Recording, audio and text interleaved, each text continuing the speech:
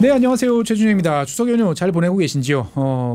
잘 지내고 했던 시간은 다 지났습니다만 한글날 이렇게 이어지다 보니까, 하지만 저는 개인적으로 집에 이제 애들이 고3이다 보니까 아직까지는 쉬지 못하고 있습니다. 이런 명절 때 되면 제일 이제 곤란한 경우가 어떨까요? 저는 이제 사람이 아플 때죠. 병원 응급실 가도 정말 너무 힘들고 어렵습니다. 그러다 보니까 집에 상비약을 이제 갖다 놔야 되는데, 그때 꼭 필요한 상비약 뭐냐? 그러면은 이제 소화제, 해열제, 진통제 이런 이제 몇 가지 계열들이 있죠. 그런데 최근에 이제 어느 집에나 있는 빨간색 저 약 타이레놀과 관련돼 있는 여러 가지 이야기가 미국에서 많이 나오고 있습니다. 그래서 오늘은 오후츠크 리포트 우리 조진서 에디터님 모시고 이 타이레놀과 관련돼 있는 이야기를 좀 한번 해보려고 합니다. 오래간만에 나오셨습니다. 안녕하세요, 조진서님. 네, 안녕하세요. 네, 추석 연휴 어떻게 보내시나요? 저는 혼자 살기 때문에 방콕하면서 책이나 보려고 합니다. 아, 그러시군요. 네. 연휴에도 계속 공부를 하시는. 만화책이나 많이 봐야죠. 이 타이레놀이 갑자기 이제 등장했던 것은 이제 미국 백악관 때문에. 아, 맞습니다. 예. 예. 트럼프가 또 그 타이레놀을 문제로 들고 일어서서 네. 좀 조그만 소란이 일었었습니다. 네. 그 로버트 케네디 주니어 장관 있잖아요. 복지부 장관, 네. 보건복지부 장관. 그분이 원래 좀 약이나 백신 이런 걸 좀 싫어하는 분으로 좀 유명하잖아요. 안티 백신. 예. 네. 그리고 이제 트럼프도 그 손을 좀 들어주는 편이고, 그래서 이 두 분이 같이 나와서 보시다시피 갑자기 기자회견을 한 거죠. 그러면서 그냥 심플하게 이렇게 얘기했습니다. Don't take Tylenol. 먹지 않아도 되면 먹지 말아라. 먹지 않아도 되면 먹지 말아라. 네, 근데 이거 임신부에게 네가 임신한 상황이면 타이레놀을 먹지 않아도 된다면 웬만하면 먹지 마라. 이렇게 좀 세게 얘기를 한 거죠. 그때 사실은 이제 그 대통령하고 저 케네디 장관하고 이야기한다고 그래가지고 백신과 관련된 뭔가를 발표할 줄 알았더니 난데없이 타이레놀이 나왔는데, 네네. 또 대상이 또 임산부를 대상으로 이야기를 했었군요. 네네. 막 밑밥은 좀 깔았던 것 같아요. 그 전주부터 네. 다음 주에 개봉박두 네, 막 이렇게 발표할 거야 막 이렇게 얘기했는데 다들 그래서 무슨 얘기 하나 했는데 네, 뜬금없이 임신부는 타이레놀 먹지 말아라 이런 얘기를 한 얀센 입장에서 봤을 땐 되게 놀랐을 것 같아요, 보면. 네네. 그 캔뷰라는 회사가 지금 제조사고요. 아, 제조사는 다르구나. 네, 원래 존슨앤존슨 이렇게 분리를 했다고 하더라고요. 그래서 그 발표 내용을 보시면 백악관 홈페이지도 이렇게 올라갔고요. 네. 팩트라고 아주 그냥 팩트. 팩트 이렇게 딱 써가지고 대문자 참 좋아해요. 네. 또 이 폰트가 예뻐가지고 이 백악관 이 홈페이지 디자인이 참 좋은 것 같습니다. 심플해요. 사실은 저도 네. 인정합니다. 보면 눈에 잘 들어오고 맞아요. 뭘 전달하고 싶은지는 정말 한눈에 볼 수 있어요. 그래서 어쨌든 내용을 보면 이 발음이 트럼프도 발음을 못했어요. 이걸 몇 번 더듬었는데 저도 그냥 한글로 읽겠습니다. 아세트 아미노펜. 네. 이라는 물질이 그 타이레놀의 핵심 이제 물질이죠. 예. 네, 꼭 타이레놀만 쓰는 건 아니고요. 맞습니다. 네, 많잖아요. 근데 가장 유명한 게 타이레놀이니까 오늘은 그냥 보편적으로 불리는 타이레놀이라는 이름을 쓰겠습니다. 네. 타이레놀이 그 임신부에게 특히 임신 후기에 사용하면 그 자녀에게 태아에게 장기적인 신경학적 영향을 일으킬 수 있다는 증거가 있다. 라고 이렇게 백악관 홈페이지에 올렸습니다. 저기에 말하는 장기적인 신경학적 영향이 이제 대표적인 게 이제 자폐로 네. 보통 이야기가 되더라고요. 보면. 네, 그렇죠. 보면. 오티즘이라고 하고. 네. 그 말을 하자마자 이게 그 캔뷰 회사의 주가가 떨어졌는데요. 사실 그날만 떨어진 건 아니고요. 그날은 여기 맨 끝에 오른쪽 끝에 보시면 좀 크게 떨어진 날이 이제 그 발표한 날이고. 그 전부터 계속 하락세였군요. 보면. 네네. 그 전부터 몇 달 동안 계속 하락세였고요. 6개월 동안에 32% 하락이면 투자자 입장에서 봤을 때는 정말 네, 그 타이레놀을 먹고 좀 테슬라를 샀으면 이런 생각을 하실 수 있죠. 예. 이게 왜 이렇게 떨어졌냐를 보면 그 이 타이레놀과 그 임신부 안정성 관련해서 논란이 계속 있어 왔고, 그다음에 매출도 조금 연간 대비 좀 빠지고 있었대요. 이제 그렇군요. 캔뷰라는 회사가 이제 존슨앤존슨에서 좀 후에 설명드리겠지만. 특별히 그 성장성이 높지 않은 그런 제품들을 많이 파는 부분을 이제 가지고 나온 회사인 것 같아요. 어떻게 보면은 이제 박리담회로 꾸준한 매출은 나오지만 더 이상 늘어날 것 같지 않은. 그거를 이제 별도로 분사를 했군요. 이렇게 모아가지고. 네, 그런 회사인 것 같습니다. 그런데 이제 그 많이 주가가 떨어졌고, 네. 또 바로 이제 그 소셜 미디어나 또 언론 매체 또 그 WHO 같은 그런 권위 있는 기관들에서도 반박을 하는 이야기를 많이 했어요. 트럼프의 주장은 전혀 의학적 근거가 없다. 의학적 근거가 없다. 과학이 아니다. 그리고 의사분들도 요새는 유튜브 많이 하시잖아요. 다 나오셔서 이제 무슨 소리냐, 말도 안 된다, 안전하다, 사실 타이레놀이 이제 아스피린만큼 제일 안전한 진통제라는 사실은 그 동안에 거의 상식이었던 것 같아요. 네, 아스피린이 먼저 나왔고, 그 다음에 아스피린보다 더 안전하다고 해서 이제 타이레놀로 많이 이제 옮겨가게 된 거죠. 그렇습니다. 사실 아스피린 같은 경우는 이제 많이 드시면 뭐 장출혈 이런 이제 여러 가지 부작용들도 좀 있고 근데 그에 비해서 이제 훨씬 신속하고 뭐 부작용도 적어서 네. 어떻게 보면 술만 조심하면 된다라는 게 이 타이레놀의 이제 핵심이었는데 제가 몸이 안 좋은 게 그 몸이 안 좋은 게 술 때문에 그러십니까? 비슷한 얘기인 것 같습니다. 이게 인과관계냐 상관관계의 문제이기 때문에 아무튼 이제 이 발표가 어떻게 났는지를 좀 그 월스트리트 저널이 취재를 했어요. 그래서 이런 인사이드 더 크라이시스 의 타이레놀 해서 그 내막을 이제 그 정리를 했는데요. 그걸 보면 이분이 이제 그 캔뷰라는 회사의 CEO입니다. 커크 페리라는 분인데 커크. 네. 그 사실 지금 CEO가 된 지는 3달도 안 됐대요. 얼마 안 됐을 겁니다. 네. 올 여름에 이제 오신 분이고 사실 뭐 아직 조직 장악도 아직 뭐 잘 안 된 상태인 것 같고 잘해보자 약간 이러고 있는 상태였는데 회사에 어떤 일이 있었냐면 이미 지금 그 임신 상태의 타이레놀 복용이 태아에게 안 좋은 영향을 끼친다는 내용의 소송이 500건이나 걸려 있는 상황이었대요. 그러니까 CEO가 부임하기 전에 이미. 네. 그리고 그 원고 측 분들이 택한 그 모셔온 증인이 그 하버드대 의학 박사 교수인 그 안드레아 바카렐리라는 분입니다. 그러니까 이거는 네임밸류로 봤을 때 보면은 뭔가 무게가 확 실리는데요, 갑자기. 네. 학장일 거예요. 하버드대 보건대학 아마 학장인 것으로 알고 있고 그만큼 이제 네임밸류가 있는 분인데 이분을 원고들이 모셔왔음에도 불구하고 1심에서 패소를 했습니다. 그러니까 일단 회사가 이겼군요. 일단은 보면은 이거는 근거가 없다.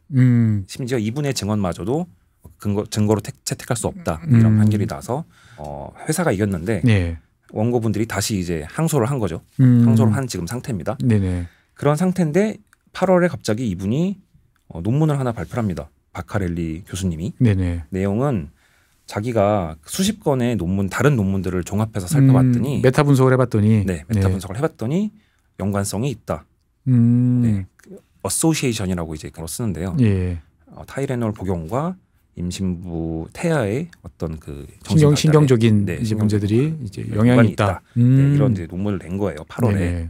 그래서 이제 하버드 로고까지 멋있게 받고 이제 그 하버드 홈페이지에 올라간 거죠. 하여튼 이걸 보고 이제 그 정부 쪽에서 컨택을 한 것 같아요. 뜬금없이 나온 게 아니고 뭔가 지금 소송전 과정에서 명망 있는 전문가가 논문으로서 이야기한 거를 보고 어떻게 보면 백악관이 움직였다 이렇게 볼 수도 있겠군요. 보면은. 그 케네디 장관이 또 이런 쪽을 좀 좋아하시니까. 그렇죠, 좋아하죠. 본인이 좋아하는 그런 방향의 연구가 딱 나와주고 심지어 하버드 교수님이야. 그러면 아주 이게 좋잖아요. 그렇죠. 그리고 백악관 이제 그 홈페이지에 아까 그 글을 올릴 때 맨 위에 이제 올린 것이 그 안드레아 바카렐리 교수님의 그 논문을 그 증거 자료로 이렇게 올렸고요. 미국식이라. 그 밖에도 뭐 존스 홉킨스대 또 뭐 시나이 마운트 시나이 뭐 이런 그 유명 그 의료기관들의 그 논문들을 근거 자료로 이제 제시를 한 거예요. 그러니까 백악관의 말이 너무 근거가 없다라고 보기도 좀 애매한 거죠. 그러니까 충분히 조심해야 될 필요성은 있다라고 어떻게 보면은 나는 국민들한테 알렸다. 라는 게 이제 트럼프식으로 좀 세게 얘기했다고 이제 먹지 마 이렇게 했으니까요. 보통 우리가 알고 있기에는 이게 뭔가 이제 엉뚱한 생각을 하던 사람들끼리 모여가지고 이제 엉뚱한 타이레놀을 두들겼어. 하하하. 이제 그러고 이제 끝나는 분위기였는데 지금 에디터님 말씀 들어보니까 이게 그런 게 아니구나라는 생각이 드네요. 그러니까. 근데 이게 좀 뭐 제가 의사는 아니니까 또 심지어 의사분들도 다 의견이 다를 수 있기 때문에 그렇죠. 조심스러운 문제긴 해서. 이건 또 다수결로 근데 해결할 문제는 또 아니란 말이에요. 맞습니다. 그래서 좀 그 내용을 더 살펴보겠습니다. 그래서 이제 그 9월 8일에 이분들이 만났대요. 캔뷰 CEO 분하고 그 케네디 장관하고 만나서 이야기를 했는데 이때 분위기로는 뭐 전혀 이런 발표를 할 거라고는 상상을 못했대요. 대화 내용은 이게 뭐 연관성은 있지만 그 이것이 그거의 그 원인이라는 인과관계라고 볼 증거는 없고 그다음에 또 대안도 없다. 그럼 타이레놀 안 먹으면 뭐 먹을 건데? 뭐 그럼 대안도 없다는 거예요. 그래서 그 정도로 이제 얘기를 하고 다음에 또 보자 이렇게 얘기하고 이제 헤어졌다고 합니다. 사실 임산부 입장에서 봤을 때는 먹을 약이 별로 없거든요. 보면은 안전이 담보돼 있는 태아한테 영향을 미치지 않는 약이 별로 없기 때문에 사실 타이레놀은 어떻게 보면은 그때 상당히 도움이 많이 되죠. 그래서 그러고 있는데 이제 갑자기 이제 그 9월 19일에 트럼프가 큰 발표를 할 거라고 하더니 빅 원싱. 그래서 이제 회사에서는 좀 긴장을 하고 그랬다는 거예요. 미리 뭔가 있을지도 모르겠구나. 우리 때문에 거 아니야? 설마 했는데 실제로 22일에 이제 타이레놀 먹지 마 이런 얘기를 한 거죠.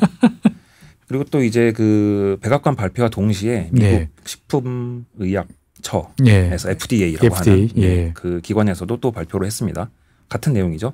여기는 약간 트럼프보다는 당연히 좀 워딩을 좀 소프트하게 네네. 조심조심하게 표현을 했고요. 한국말로 번역을 하자면 또 연관성 얘기입니다. 연관성은 있지만 네. 인과관계가 확립된 것은 아니고 또 이와 반대되는 연구들도 있다. 네네. 이렇게 이제 써놓은 거죠. 그리고 그 밑에 말도 자관 여러분들께서는 보실 필요가 있죠. 그러니까 임신 중 발열 치료에 사용하도록 승인된 유일한 일반 의약품. 그러니까 내가 병원에 가지 않아도 그냥 내가 사서 먹을 수 있는 유일한 의약품이다라고 이제 볼 수가 있는데 참. 네. 그리고 이제 그 열이 많이 나는데 네. 안 먹으면 또 그것도 태아에게 그럼요. 굉장히 태아한테는 엄청난 이제 스트레스가 되는 거죠. 그런 얘기를 하는 거죠.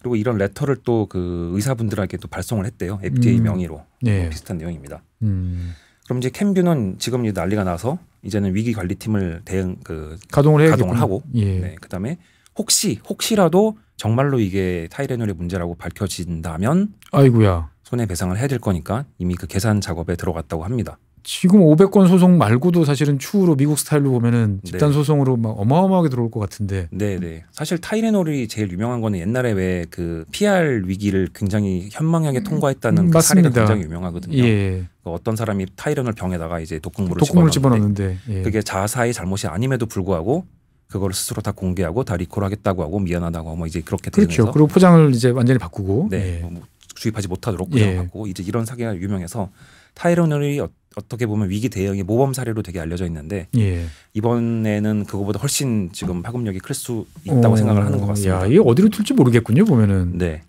또 이제 그 네티즌들이 파헤쳐서 과거의 자료를 찾았는데 2017년에 타이레놀이 그 공식 당시 트위터 계정에다가 이런 얘기를 한 거예요. 우리는 사실 임신했을 때 타이레놀뿐 아니라 어떤 우리의 제품도 먹으라고 권유하지 않습니다. 야, 이게 또 디지털 또 이 박제된 걸 또 찾아냈군요. 보면 또 누군가 이제 물어봤는데 거기 답을 한 거죠. 근데 이렇게 얘기한 것도 이제 이해는 갑니다. 만약에 먹었는데 잘못되면 어떡하냐. 네, 책임을 물으니까. 그러니까 이 제조사 측에서는 참 지금 애매한 입장인 것 같아요. 이게 나쁘다고 할 수도 없고 좋다고 할 수도 없고 이게 어느 쪽으로 결론이 날지 모르고 어느 쪽으로 결론이 나도 보상을 해줘야 되는 그런 입장에 놓일 수 있잖아요. 그러니까 이게 사실 이제 여러분 잘 아시겠지만 인과관계와 상관관계는 이제 매우 이제 다른 거죠. 그러니까 법원에서 이거를 어떻게 이제 판단을 하냐에 따라서 정말 극과 극의 결과가 나올 수 있는데 사실 상관관계는 이걸 먹는다고 반드시 일이 벌어지는 이 문제가 저 때문에 벌어진 건 아니다라는 거잖아요. 보면은. 네. 그러니까 의학이나 모든 연구는 사실 이제 인과관계가 나오면 이거는 뭐 노벨상감이고 네. 보통은 상관관계만 밝혀도 이제 훌륭하다고 그러는데 참 여러 가지로 이제 앞으로 어떻게 정리해야 될지. 이게 그 인과관계와 상관관계가 오늘 이 주제 핵심 주제인 것 같아요. 이게 그 쉽게 예를 들어보자면 담배를 피면 폐암 발병률이 올라가는데 그거는 확실한 인과관계잖아요. 그렇죠. 담배를 피는 사람은 라이터를 가지고 다닐 확률도 높죠. 담배를 펴야 되니까. 근데 그러면 라이터를 가지고 있는 사람이라면 폐암에 걸릴 확률도 높겠죠. 그거는 이제 상관관계죠. 하지만 그렇다고 라이터 자체가 폐암을 유발하는 건 아닌 거죠. 그렇죠. 그건 이제 인과관계가 아니라고 얘기하는 거죠. 이제 그렇게 이해를 하라고 합니다. 그래서 타이레놀 같은 경우도 타이레놀 때문에 자폐나 어떤 증상이 생기는 것인지 아니면 어떤 다른 아픈 병 때문에 타이레놀도 먹고 자폐도 생기는 건지 그건 이제 모르겠다는 것이 지금 오늘의 이제 핵심 주제인 거죠. 이게 참 밝혀질 수 있을까? 이런 생각도 사실 좀 드는데 어쨌든 그래서 이제 연구를 많이 했다니까 이제 그 연구들을 한번 보겠습니다. 과연 그런 것을 밝혀냈는지. 오늘 갑자기 이제 어려운 방송으로 지금 변신하고 있는 것 같습니다. 사실 제가 그 뭐 의학을 공부한 거 아닌데 이제 학부 때 통계학을 많이 공부했어요. 그래서 이제 논문을 보면 대충 무슨 얘기를 하는구나. 그렇죠. 보면은 이제 R스퀘어부터 시작해서 여러 가지 이제 그래프들 보시면 이해하는 데는 문제 없으니까. 네네. 그래서 제가 아는 수준에서 이제 말씀드리겠습니다. 처음에 예일대 박사님이 이제 설명을 합니다. 이 박사님이 그 백악관이 제시한 증거 논문 중 하나를 쓰신 분이에요. 이름으로 봤을 때는 아마 뭐 중국계가 아니실까 싶기도 하고. 네네. 어쨌든 이제 그 예일대라는 아주 그 명망 있는 기관에서 또 낸 논문인데 하도 이번에 이게 그 논란이 되니까 며칠 전에 추가로 자기가 Q&A 세션을 한 거예요. 그래서 이제 자기 논문에 대해서 설명을 하는데 핵심은 이런 얘기입니다. 한글로 보시면 같은 얘기죠. 또 그렇죠. 아세타미노펜이 자폐증을 일으키는지는 확실하지 않아. 근데 연관성은 확실히 있어. 그러니까 원인이라고 장담할 수는 없지만 그래도 잠재적으로는 위험 아니야? 이렇게 얘기를 하시는 거죠. 그러니까 임신할 때 이거 자주 많이 먹을 필요는 없어. 네, 뭐 위험할 수도 있어. 위험하다고 내가 100% 장담은 못하지만 위험할 수도 있으니까 조심하세요. 네. 그렇게 이제 얘기를 한 거죠. 그다음에 두 번째 논문은 이게 스웨덴에서 250만 명의 아이를 놓고 이제 연구한 분인데요. 이게 그 WHO나 아니면 네네. 미국의 의사단체나 아니면 언론 매체들에서 지금 트럼프에 반박하기 위해서 가장 많이 가져오는 논문입니다. 샘플이 많군요. 250만 명이니까. 네. 그리고 또 스웨덴이라는 나라가 아무래도 기록이 잘 되는 나라이기 때문에 네. 신뢰성이 높다고 보는 것 같아요. 네, 맞습니다. 스웨덴은 옛날서부터 이제 징병 같은 경우도 기록이 제일 잘 남아 있어요. 그래서 옛날 그 교구 목사들이 자기 교구에서 태어나는 친구들을 다 키 재고 몸무게 재고 매년 이빨 검사하고 해가지고 좋은 애들만 군대에 보냈거든요. 그러다 보니까 과거 스웨덴 사람들이 연도별로 어떻게 얘가 키가 크고 몸무게가 어떻게 변했는지를 알 수 있는 나라가 스웨덴이거든요. 보면. 네. 그래서 이제 이 연구도 굉장히 많은 분이 참여를 하셨는데 네. 이분들도 똑같이 이번 바로 며칠 전에 또 Q&A 세션을 한 거예요. 자기 논문이 너무 이제 화제가 되니까. 그 2024년에 나온 논문인데 예. 이제 1년 전 논문을 가지고 다시 Q&A 세션했습니다. 그리고 그 말씀하신 분은 저자 중에 맨 마지막에 있는 그 브라이언 K 리라는 분이 네. 교신 저자로 계신 분이 네, 이분이 나오셨어요. 연구 내용을 보면 1995년부터 2019년 사이에 태어난 스웨덴 어린이 250만 명과 그 어머니를 조사한 거죠. 네네. 그랬는데 일단 임신 중에 타이레놀 복용했다고 인정한 경우가 7.5%예요. 7.5%. 네. 예. 근데 이게 상당히 낮은 수치입니다. 왜냐하면 미국 같은 경우는 많이 먹잖아요. 보통 50에서 70%라고 한대요. 오. 그러니까 뭐 3명 중 2명은 임신 중에 타이레놀을 먹는다는 거죠. 그리고 일본도 최근에 조사를 했는데 일본도 40%가 나왔대요. 40%. 사실 저희도 생각해 보면은 큰애 작은애 갔을 때 아프면 타이레놀 먹어야 되는데 그거밖에 먹을 게 없는데 저희 네. 집사람은 타이레놀이 안 들어요. 아세타미노펜 계열이 잘 안 맞고 다른 계열이 잘 듣는데 임신 중이라서 그냥 버티고 넘어갔거든요. 네. 근데 어쨌든 이유는 모르겠지만 스웨덴에서는 그 복용률이 굉장히 낮게 나왔다. 그리고 이제 그걸 가지고 기반으로 조사를 해보니 엄마를 통해서 타이레놀에 노출이 안 된 어린이는 예. 1.33%가 10살 이전에 자폐 진단을 받았는데 예. 노출이 된 어린이는 1.53%가 자폐 진단을 받았다는 거죠. 0.2%포인트 차이군요. 네. 근데 이게 이제 그 우리나라 언론에서는 대체로 뭐 별 차이 아니다, 작은 차이고 거의 차이가 없다, 이제 이런 식으로 이제 설명을 많이 하셨어요. 예. 근데 이게 작은 차이라면 작은 차이고 큰 차이라면 큰 차이인 것 같아요. 큰 차이일 수도 있고. 네, 이게 100만 명으로 생각해 보면 네. 0.2% 포인트라고 해도 2,000명이죠. 네, 예. 굉장히 많은 그러니까요. 사람이 고통을 받는 거잖아요. 네네. 그래서 이게 어떻게 보면 적다고 보기는 좀 어려운 차이기도 하고, 또 한편으로는 그렇다고 이게 그러면 그 최근에 그 자폐 진단이 늘어난 것을 다 설명하느냐? 뭐 그거는 택도 없는 거죠. 그건 또 아니다. 네, 자폐가 굉장히 많이 늘어서요. 맞아요. 요즘 전 세계적인 사실 문제지 않습니까? 보면. 네. 뭐 10년에 2배 정도 꼴로 빨리 늘고 있다고 맞습니다. 하더라고요. 세계에서 가장 많이 늘어나는 질병 중에 하나다. 뭐 네. 이런 이야기를 하는데. 네, 그거를 생각하면 타이레놀이 뭐 효과가 얼마나, 이거 0.2% 포인트 해봐야 이거 뭐 거의 무의미한 거 아니냐? 설명이 안 볼 수 된다 있는 거죠. 이걸로는. 네.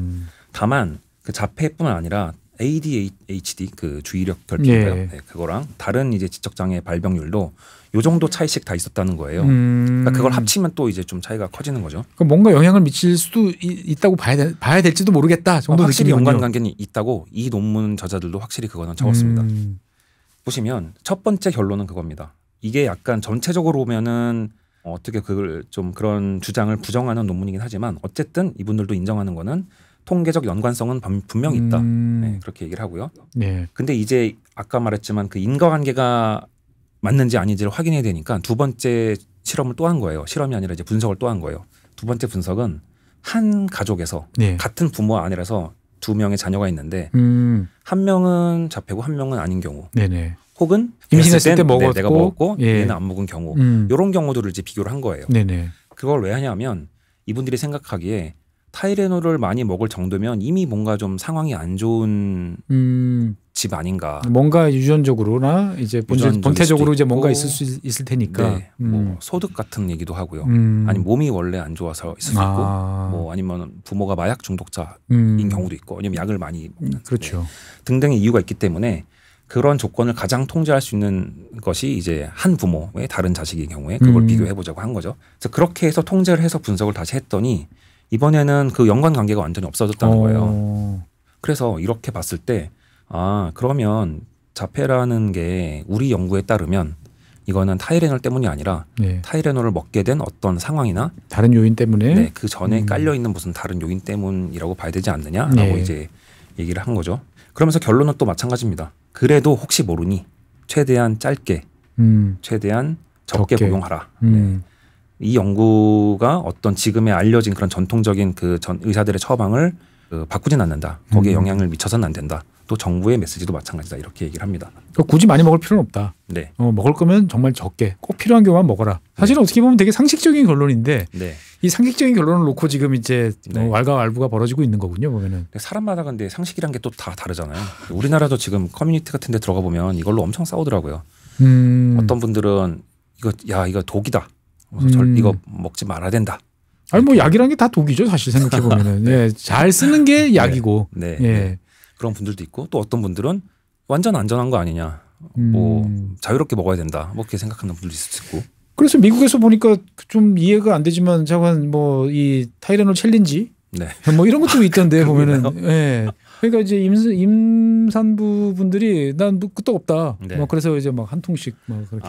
그 쇼츠 이런 걸로. 그래서 저게 진짠가? 뭐 이런 생각도 좀 들었었는데. 저도 맞습니다. 어떤 분이 나는 의사인데 지금 임신했는데 지금 먹는 거 봐라 하면서 먹고 막 이러시는 것도 있고 또 어떤 영상에서는 뭐 나는 임신 기간 내내 먹었는데 그럼 내 잘못이란 말이야? 막 이렇게 화를 내는 영상도 있었어요. 그럼 내 아이가 잡힌 게 내 잘못이란 말이야? 막 화를 내기도 하고 또 어떤 분은 아니 안 그래도 지금 세상에 스트레스 받는 게 많은데 내가 이것 때문에 또 스트레스 받아야 돼? 또 이렇게 화내는 분도 있고 그러니까 정말 생각이 다르기 때문에 우리가 생각하는 상식이라는 게 이제 뭐 모든 사람에게 상식은 아닐 수 있으니까 이제 이런 가이드를 주는 것 같습니다. 어떻든 이게 사실 그냥 되게 상식적인 이야기를 했다라고 이제 볼 수도 있는데 하필 이야기를 한 주체가 트럼프 트럼프니까. 대통령과 그다음에 케네디 장관이기 때문에 이게 이제 어떻게 보면 정치적인 어떤 이야기로 이제 번지게 됐고 또 제약회사 입장에서 봤을 때도 그냥 평소에 뭐 맨날 소송에 들어오지라고 생각을 했는데 이번에는 이게 어떻게 보면은 여러 가지 이 전선에서 큰 변화를 줄지도 모르겠다라고 하니까 위기관리 모드로 이제 전환됐고 좀 지켜봐야겠군요 보면은. 네, 그 회사 차원에서는 정말 애매한 게 만약에 이게 정말 그 독성이 영향이 없다 인과관계가 아니라고 주장을 해버렸다가 나중에 그거를 뒤집는 연구 결과가 나오면 수습 불가죠. 그건. 네, 그때부터 먹은 사람들이 다 소송을 할 거잖아요. 그렇게 되니까 말을 할 수가 없고 반대로 또 이게 안전하지 않다고 얘기하면 지금 이미 걸린 소송에서 자기들이 잘못을 인정하게 되는 거니까 이제 진퇴양난에 있는 것 같습니다. 그러니까 어떻게 보면은 정말 이제 어디까지를 뭐 숫자로 따졌을 때 인정을 하고 어디까지는 안 된다고 칼로 두부자르기가 참 애매한 이제 이런 상황에 하필 또 정치적인 이슈가 제기가 되면서 지금 어떻게 보면은 그냥 과학적 논쟁으로 한번 이제 따져봐야 될 일들이 이제 정치적인 이슈로 지금 변하고 있다 이렇게 이제 이해를 해야겠군요. 보면. 또 트럼프가 화법이 주로 그런 것 같아요. 이렇게 했을 때 손가락을 보지 말고 손가락이 가리키는 것을 보라. 이게 좀 트럼프에 많이 있는 것 같아요. 그러니까 지금 타이레놀을 먹지 말라고 해서 진짜로 내 말 듣고 끊어 막 이렇다기보다는 이게 위험할 수 있는 게 상식 아니냐. 그러니까 좀 개인적으로 책임감을 갖고 좀 생각을 해가면서 먹어라. 이런 식의 이제 발언을 하는 게 아닌가 싶어요.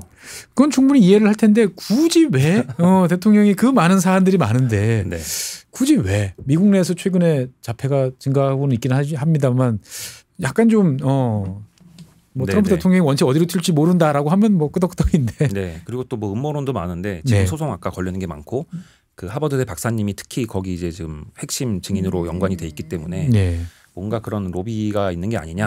양쪽에서도 마찬가지겠죠. 그런 얘기도 있고 그렇습니다. 그러니까 트럼프에게 얘기하는 것도 이런 것 같아요. 그러니까 타이레놀 그 자체도 중요하지만 네가 타이레놀을 너무 많이 먹으면 그 생활 습관 자체에 뭔가 문제가 있다고 보여진다는 거죠. 그러니까 그 특히 이제 미국은 타겟이나 뭐 그런 대형 마트에 가면 약을 드러그스토어 가면은 과자 사놓듯이 그냥 지날 때 엄청 화려하게 전시해놓고 팔잖아요. 그냥 뭐 일 있으면 털어가지고 그냥 이렇게 몇 개씩 먹는. 그 한국 분들도 사실 그 여행 가시면 많이 이렇게 쓸어오고 막 하거든요. 그렇죠. 싸고 하니까. 에드빌부터 시작해가지고.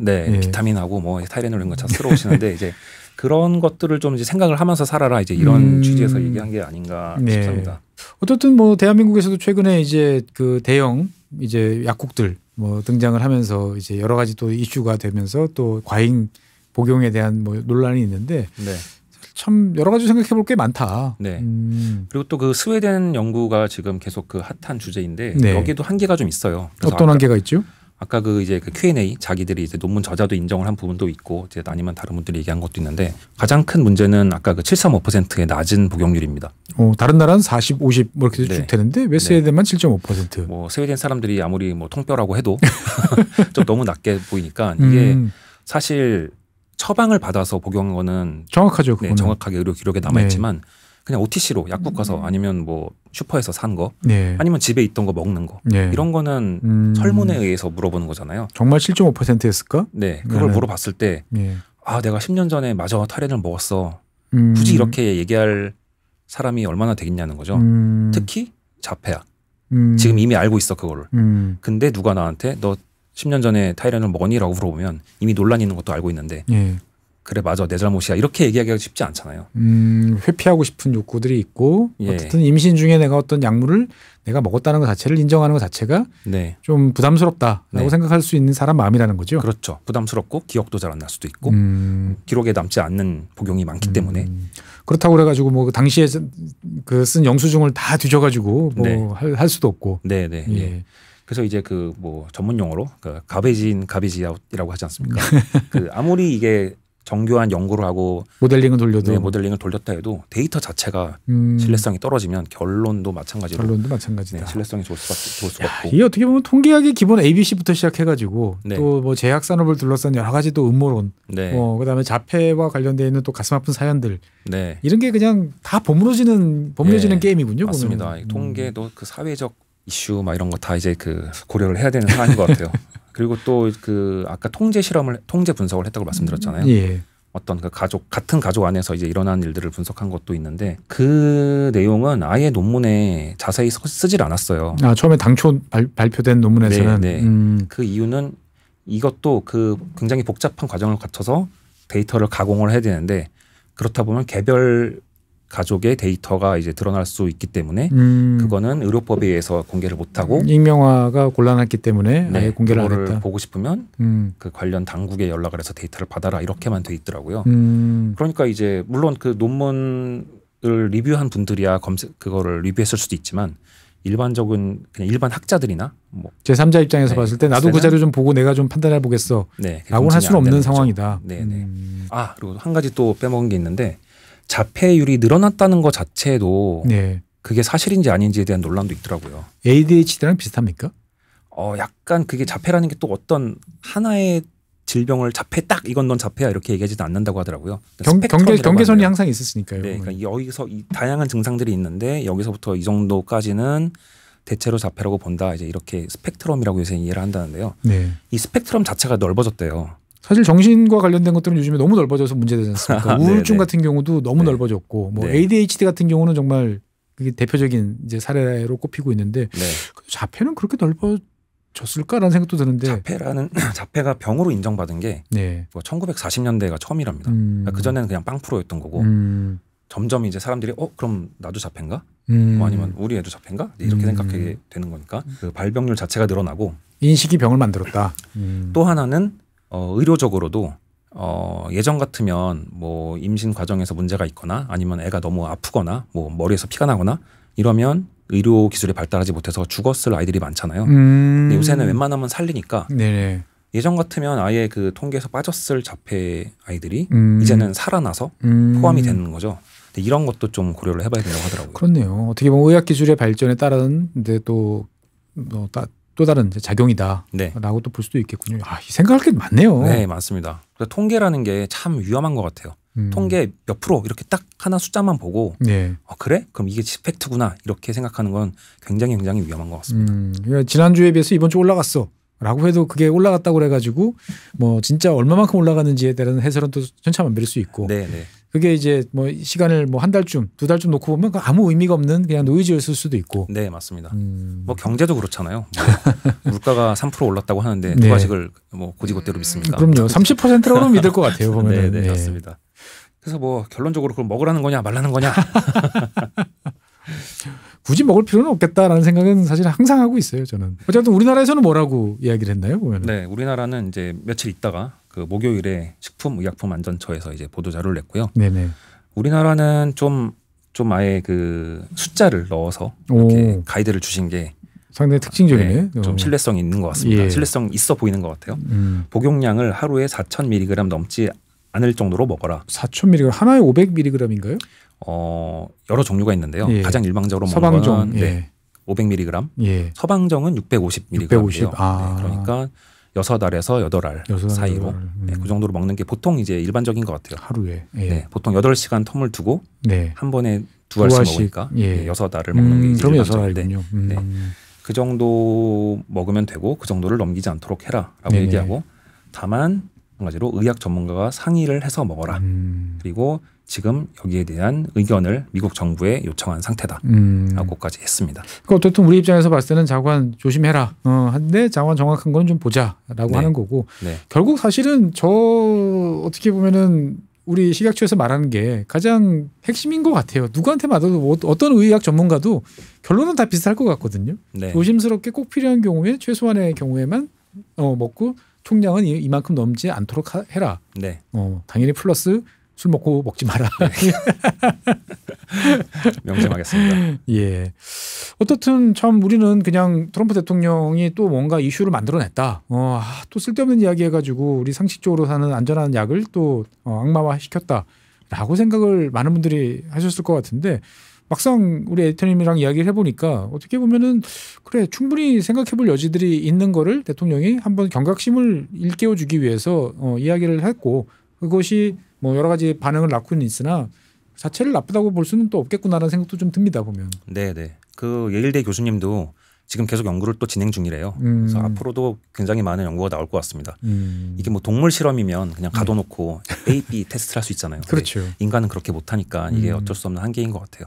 또 사람을 설령 그렇게 했다 하더라도 사람마다 특성이 원체 다르기 때문에 네. 이게 발현된다는 또 보장도 없고. 네.